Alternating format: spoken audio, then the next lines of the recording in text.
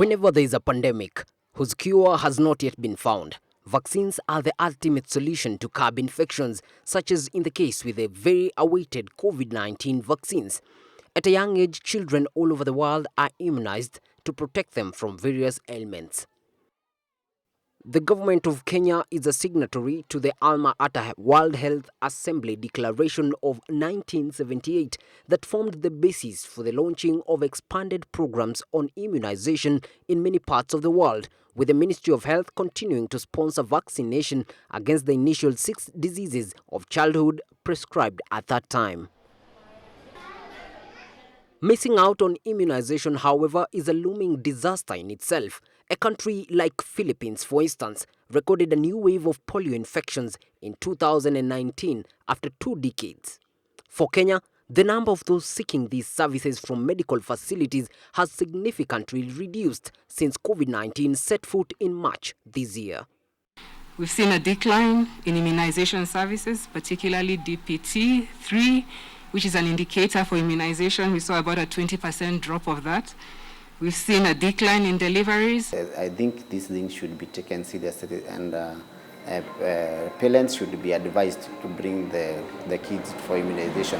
Mercy Wanjiru delivered barely 4 months ago, just about the time the first case of COVID-19 was reported in the country. Nilikuwa nashtuka, sasa unashindwa, yes kuna COVID, but then I remember someone told me uko na advantage juu at least sahi mahospitali mtu akienda kudeliver at least kuna mtu anapewa space yake, anapewa kitanda moja, hizi kitanda yako tu peke yako, and daktari at least ako more cautious kukuja kuangalia. She counts her son as a blessing in the middle of a pandemic, and the decision to take him for immunization or not is purely driven by fear. Unaogopa, lakini sio unajua unakaa tu kama umemfunika, umemcover. Her understanding of what faces her son, were she to skip immunization, is the sole motivation for her decision not to miss even a single clinic. Unajua usipoenda tena unamuexpose kwa mashida zingine more. Unaweza kumchunga asipate hiyo moja, lakini anini hizo zingine zote. Gani ndio itakuwa costly kutibu?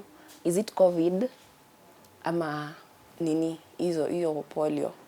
Then unaangalia immunity system yake bado iko weak, so si inaendelea tu ku get strong too with time. Yeah, so for now unasema tu juu COVID unaweza mchunga, unaweza angalia mtu mwenye anakuja kutembea, unaweza angalia venye wewe unamhandle.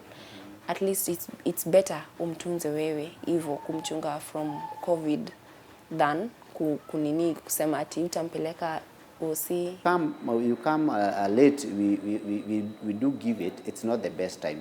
So the best time is when it's being advised, and there is that duration of time. Like there are some immunization that we don't give past that time. Like there is rotavirus. It's given strictly 2 doses. The first dose is given when the child is at 6 weeks and at 10 weeks.